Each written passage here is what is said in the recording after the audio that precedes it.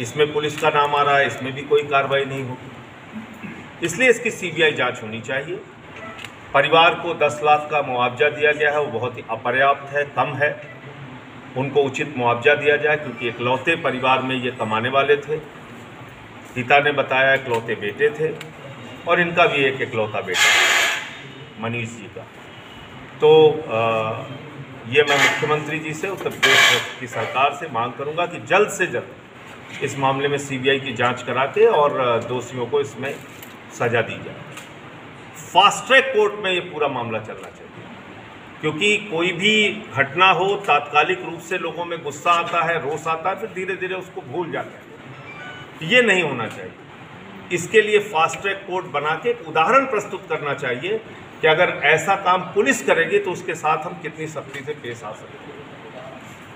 इसके अलावा आम आदमी पार्टी पूरे उत्तर प्रदेश में 300 यूनिट बिजली फ्री देने का ऐलान कर चुकी है, और उसी के लिए हर जिले में मैं स्वयं और पार्टी के दूसरे पदाधिकारी जा रहे हैं इस अभियान को और मजबूती देने के लिए, घर घर में ये बात पहुंचाने के लिए, हर उपभोक्ता को ये समझाने के लिए कि आम आदमी पार्टी की सरकार बनी तो 300 यूनिट तक बिजली फ्री दी जाएगी। और ऐसे 3 करोड़ के लगभग उपभोक्ता हैं उत्तर प्रदेश में। मैं समझता हूं वो उत्तर प्रदेश की तकदीर का फैसला करेंगे। उन 3 करोड़ उपभोक्ताओं पर उत्तर प्रदेश की तकदीर का फैसला है। 24 करोड़ उत्तर प्रदेश के नागरिकों पर उत्तर प्रदेश की तकदीर का फैसला है। वो तय करेंगे, क्योंकि आम आदमी पार्टी ने ऐलान किया है 25% बजट का शिक्षा पे खर्च करेंगे। आज मात्र 13% बजट का शिक्षा पे खर्च हो रहा है। जब ये सरकार बनी थी उसके पहले 17% था, राष्ट्रीय औसत 15% है। उससे भी घटा के शिक्षा पे हमारा खर्च 13% कर दिया गया है उत्तर प्रदेश का, जो राष्ट्रीय औसत से भी कम है। तो आम आदमी पार्टी ने ऐलान किया है कि हम अपने बच्चों को अच्छे स्कूल देंगे, अच्छी शिक्षा देंगे, प्राइवेट स्कूलों से बेहतरीन सरकारी स्कूल बनाए जाएंगे और वहां पर उच्च स्तरीय शिक्षा दी जाएगी, जिसके लिए 1,25,000 करोड़ का लगभग बजट, यानी 25% बजट हम शिक्षा पे खर्च करेंगे। 300 यूनिट बिजली देने के साथ साथ 24 घंटे बिजली का हमारा वादा है, किसानों को फ्री बिजली का वादा है, और साथ ही साथ पुराने बकाया को माफ करने का वादा है। जिस दिन आम आदमी पार्टी की सरकार बनी, हम लोग ये पुराने बकाये बिल की होलिका जलाएंगे। और क्यों ऐसा करेंगे? क्योंकि हमें याद है अशोक भारती जो जूता चप्पल बनाने का काम करते थे बनारस में, 30,000 रुपये का उनका बिल आया, उन्होंने आत्महत्या कर ली। मुझे याद है अलीगढ़ की वो बेटी जो अपने पिता के लिए चिट्ठी लिखकर बिजली विभाग के अधिकारियों को देती है, मेरे पिता अपराधी नहीं हैं, उनका बिजली का बिल जरूर आया है, लेकिन उनके साथ अपराधियों जैसा व्यवहार न करो, और वो आत्महत्या कर लेती। मुझे याद है वो किसान जिसका 1.5 लाख का बिल आया और उसने आत्महत्या कर ली। आज बिजली का बिल लोगों के मौत का कारण उत्तर प्रदेश में बन रहा है। ये एक बड़ा संकट है उत्तर प्रदेश में सर। इन तमाम मुद्दों को लेकर जो राजनीति पिछले 75 वर्षों से जाति और धर्म में उलझी है, उसने ना तो रोजगार दिया, ना शिक्षा दी, ना अस्पताल दिया, ना इलाज दिया, ना सड़कें दी, ना स्वास्थ्य दिया। उत्तर प्रदेश की तरक्की लगातार नीचे गिरती जा रही है। हम शिक्षा में अंतिम के पायदान पे हैं, स्वास्थ्य में अंतिम के पायदान पे हैं। ये व्यवस्था हमें बदलनी है। उत्तर प्रदेश में 1,17,000 शिक्षा मित्र सुहागिन महिलाओं को अपनी नौकरी पाने के लिए सिर मुड़वाना पड़ता है। इससे ज़्यादा दुर्भाग्यपूर्ण कुछ नहीं हो सकता। जितनी भर्तियां नौजवानों के लिए निकलती हैं, 14 भर्तियां निकली, आज तक उनको नियुक्ति पत्र नहीं मिला। ग्राम विकास अधिकारी वाले नियुक्ति पत्र मांगने जाते हैं, उनको लाठी पड़ जाती है। शिक्षा मित्र जाते हैं, उनको लाठी पड़ जाती है। तो जो भी यहाँ पर एग्जाम होते हैं, 69,000 शिक्षकों की भर्ती हुई, उसमें आरक्षण का घपला कर दिया। तो ये जो हो रहा है ये अपने आप में बहुत दुर्भाग्यपूर्ण है। आम आदमी पार्टी की सरकार वादा करती है, गारंटी देती है बिजली पे, पानी पे, शिक्षा पे, स्वास्थ्य पे, माताओं बहनों की सुरक्षा पे, अच्छी कानून व्यवस्था पे, नौजवानों को रोजगार पे और किसानों को उनके फसल के दाम पे हम गारंटी देंगे और उत्तर प्रदेश की तकदीर बदलने का काम करेंगे। एक बात, केंद्र की बात अगर हम करें, आदरणीय नरेंद्र मोदी जी से बहुत उम्मीद थी। उन्होंने डिजिटल इंडिया, स्टार्टअप इंडिया, बहुत बड़े बड़े नारे दिए। बड़ी उम्मीद थी इस देश के लोगों को, काला धन आएगा, 15 लाख खाते में आएंगे, 2 करोड़ रोजगार मिलेगा। लेकिन रोजगार देना तो दूर, अभी 6 लाख करोड़ रुपए की देश की संपत्तियां बेची जा रही हैं। रेल बेचा जा रहा है, सेल बेचा जा रहा है, कोल इंडिया बेची जा रही है, बैंक बेचा जा रहा है, LIC बेची जा रही है, एयरपोर्ट बेचा जा रहा है, पोर्ट बेचा जा रहा है, सड़कें बेची जा रही हैं, बिजली बेची जा रही है, स्टेडियम बेचे जा रहे हैं, पूरा हिंदुस्तान बेचा जा रहा है। 6 लाख करोड़ रुपए BPCL जैसी मुनाफे की कंपनी बेची जा रही है। ये कोई सामान्य घटना नहीं है, इसकी तरफ लोगों को ध्यान देना चाहिए। जब इस देश की सरकारी संपत्तियां ही नहीं बचेंगी तो हमारा रोजगार कहां बचेगा? जिस आरक्षण के लिए लोग लड़ते हैं वो आरक्षण ही खत्म हो जाएगा, क्योंकि सरकारी नौकरियां खत्म, आरक्षण खत्म। और अब आरक्षण सिर्फ दलितों और पिछड़ों तक सीमित नहीं है, अब आरक्षण 10% गरीब सवर्णों के लिए भी है।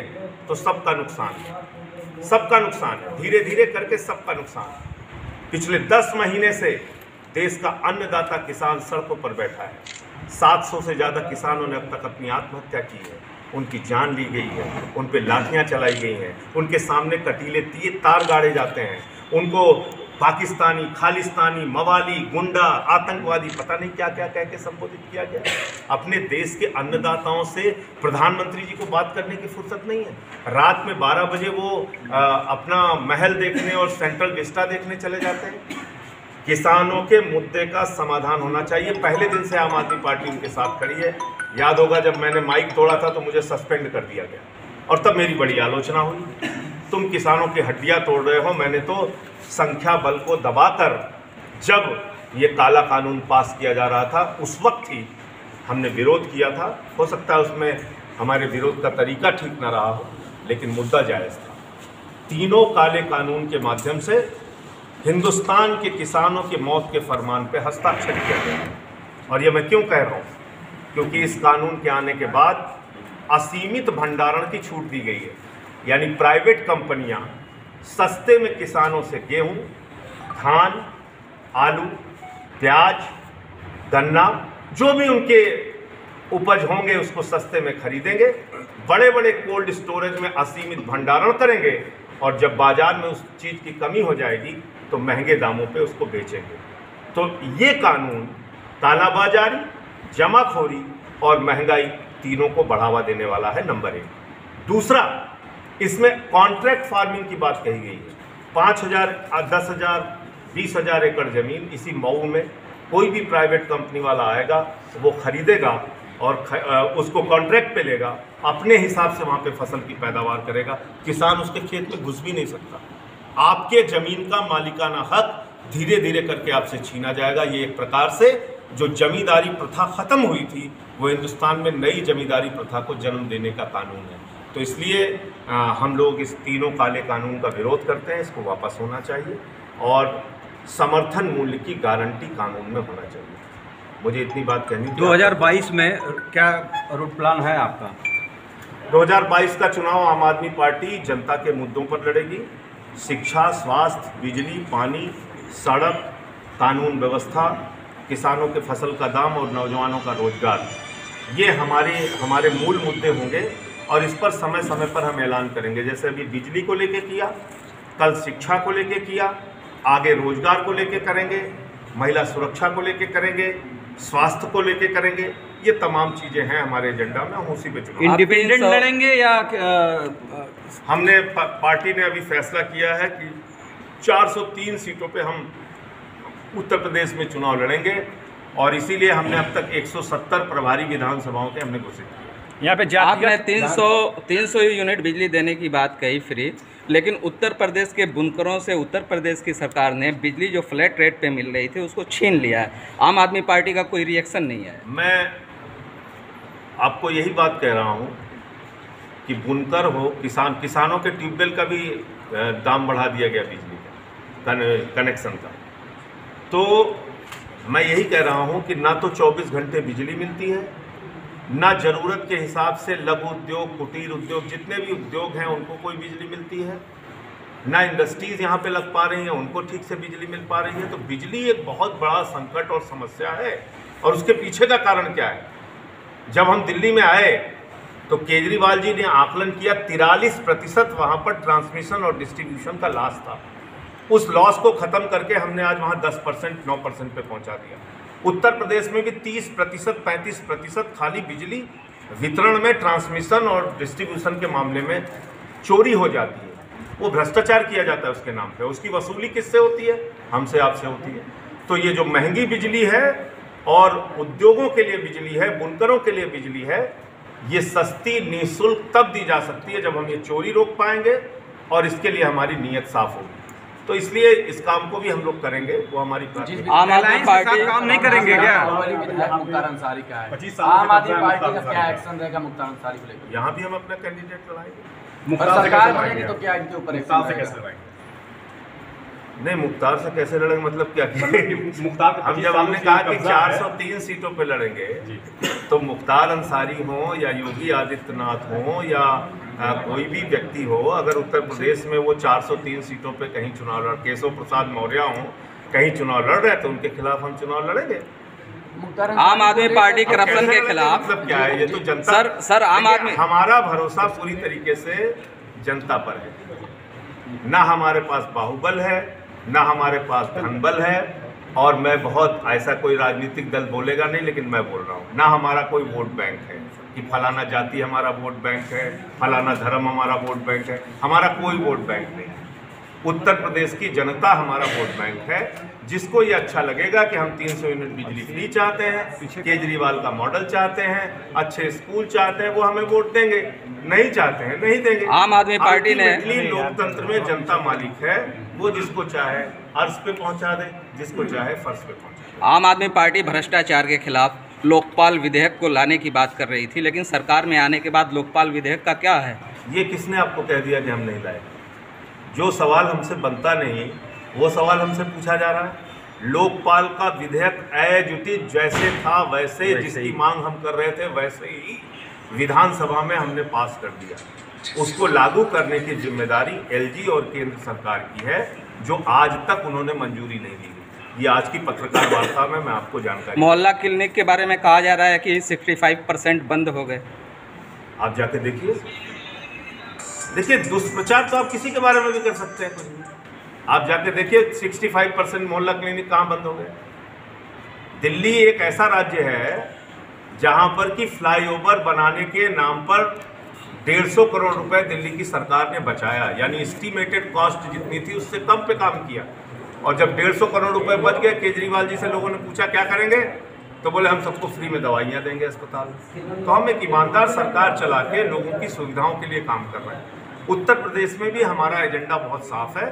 लोगों के लिए हम संकल्पबद्ध हैं, जनता के लिए संकल्पबद्ध हैं, उनके लिए काम करेंगे, उनके लिए योजनाएं लेके आएंगे, उनको समझाने का प्रयास करेंगे। हमारे साथ जुड़ेंगे लोग, ऐसी उम्मीद है, क्योंकि तिरंगा यात्रा में जिस प्रकार की सफलताएं मिल रही हैं, जिस तरह से हमको जिला पंचायत के चुनाव में 40 लाख वोट मिले, 83 हमारे जिला पंचायत सदस्य जीत के आए, ग्राम प्रधान और बीडीसी जीत के आए, इससे हम ये कह सकते हैं कि आम आदमी पार्टी का जन समर्थन लगातार बढ़ रहा है। अलायंस के साथ नहीं जाएंगे। अभी हमने, हमारी पार्टी का फैसला है, हम अकेले चुनाव। क्या मान रहे हैं यूपी में जो अपराध था वो अब सीधे सत्ता ने पुलिस को सौंप दिया है, अपराधियों का स्थान ले लिया? नहीं, खाली पुलिस को क्यों सौंप दिया है? आपने देखा होगा अभी वो चंदौली के थाने का एक दृश्य देखा होगा, वो वहाँ थप्पड़ मार रहा है दरोगा को एक भाजपा का नेता। तो दो तरफ ट्रांसफ़र किया है, पुलिस वालों को और भाजपाइयों ने खुद। तो गुंडागर्दी का जो अधिग्रहण है वो भाजपा ने कर लिया है। भारतीय जनता पार्टी के नेताओं ने गुंडागर्दी, माफियागिरी, ज़मीन पे कब्जा, उत्पात, तो ये सारे अपराधीकरण, इसका अधिग्रहण कर लिया है। उत्तर प्रदेश में संजय सिंह के ऊपर तकरीबन आधे दर्जन मुकदमे दर्ज किए गए हैं। क्या आपको डर नहीं लगता उत्तर प्रदेश में बार बार आ रहे हैं? दर्ज किए गए हैं, आधे दर्जन नहीं, आपको आधे दर्जन को 3 गुना जोड़। सर, आपकी सरकार बनेगी तो उत्तर प्रदेश में मुख्यमंत्री का चेहरा कौन होगा? मैं उसका भी जवाब दे रहा हूँ। 17 मुकदमे किए गए हैं, राष्ट्रद्रोह का मुकदमा लगाया गया है। आप पूछ रहे हैं डरेंगे कि नहीं डरेंगे?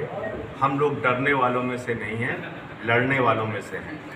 लड़ते हैं मुकदमे की चिंता किए बगैर, FIR की चिंता किए बगैर, केंद्र में मोदी जी से राज्य में योगी जी से। उनको जो करना है करें, हम अपना काम कर रहे हैं। हमारा कमिटमेंट, हमारी प्रतिबद्धता जनता के मुद्दों के प्रति है। इनसे डर के क्या करेंगे? कोई अपराध थोड़ी किया हमने।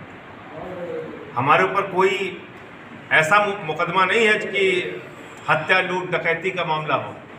वो उन लोगों पे ऊपर है जो वापस कर रहे हैं अपनी सरकार में बैठ के। सर, मुख्यमंत्री का चेहरा पार्टी हमारी तय करेगी और समय आने पर इसके बारे में फैसला करेगी।